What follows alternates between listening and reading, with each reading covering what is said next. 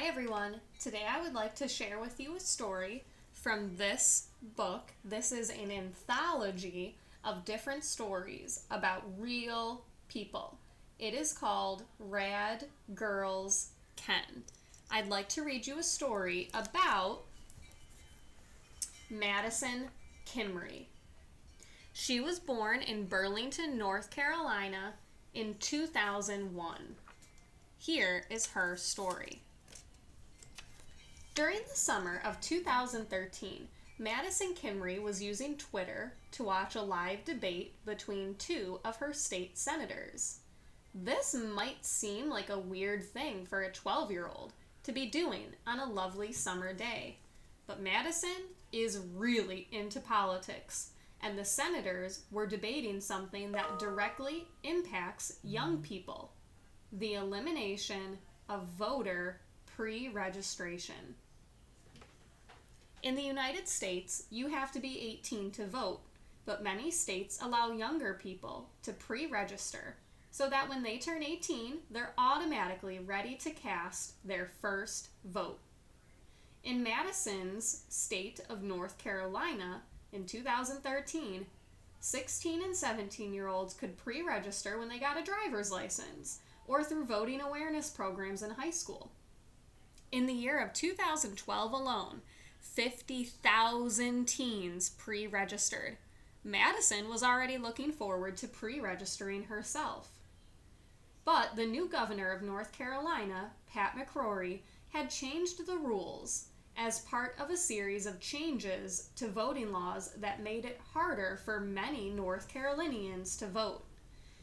Even though Madison wasn't old enough to vote or even to pre-register, she felt passionate about the issue, and she wanted to know why the leader of her state would make it harder for young people to register.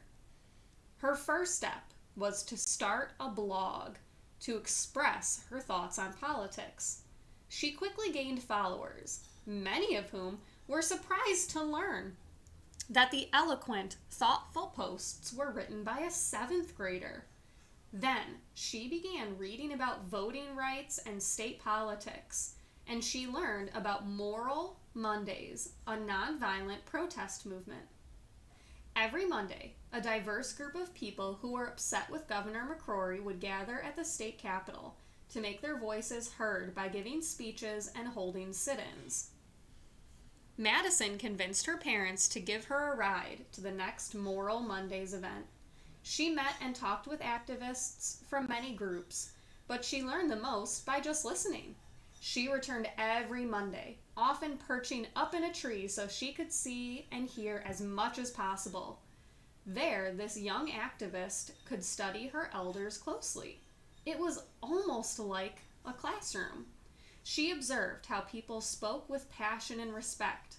She saw how they remained calm, yet committed, and how they spoke and fought for the rights of everyone.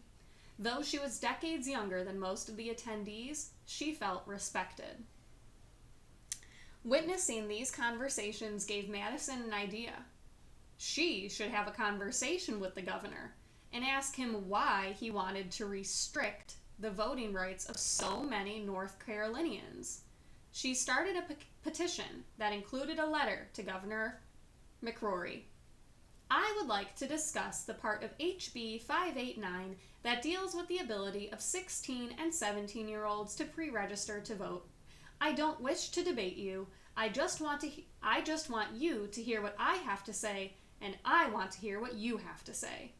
Her goal was to get 100 signatures. She got more than 12,000 signatures, and she delivered them in person to the governor's office. That got his attention, but she didn't get the meeting. Instead, Governor McCrory went on a local radio program and called Madison a prop, saying that her request was ridiculous. Ridiculous? A prop? When Madison heard this, she was not happy. So she did what she'd become used to doing. She got up and gave a speech about it. At a meeting attended by hundreds of community members, she declared, "I am not a prop. I am part of the new generation of suffragettes, and I will not stand silent while laws are passed to reduce the amount of voter turnout by young people in my home state. The video of Madison's speech went viral. People all over the country were impressed by this bold young woman and her simple yet powerful request. They were less impressed with the governor, who had dismissed this intelligent young person. Her story appeared in many publications, and she was even interviewed on TV by the famous civil rights activist Al Sharpton. When Mr. Sharpton asked Madison why she was getting involved in the voting rights issue, she answered, "I didn't like what I saw was happening to my state, so I wanted to take action and see what I could do to stop it." For Madison, it's as simple as that. Don't like what's happening? Get involved. Do something. And she did. Madison spent the next 3 years writing articles and blog posts, giving speeches, and talking to anyone she could about voting rights.